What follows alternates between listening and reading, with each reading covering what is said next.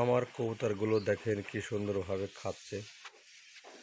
তাকে আমি নিজ হাতে গম খেতে দিছি, দেখেন খাচ্ছে। 5টা 10টা 11টা 13টা 14টা কবুতর, আরও একটা উপরে আছে,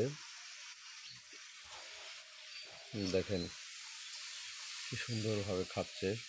গম খেতে দেওয়া হয়েছে, গম খাচ্ছে এবং কবুতরের কিন্তু গম কিন্তু প্রিয় খাবার। দেখেন খাচ্ছে গম।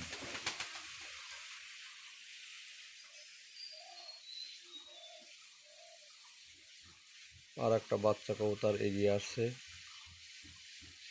দেখেন এখনো চালের উপর আছে, সে আসছে। দেখেন এই যে একটা নতুন কবুতর আসলে এই মাত্র, আর একটা উড়ে গেল, তার বাচ্চা আছে।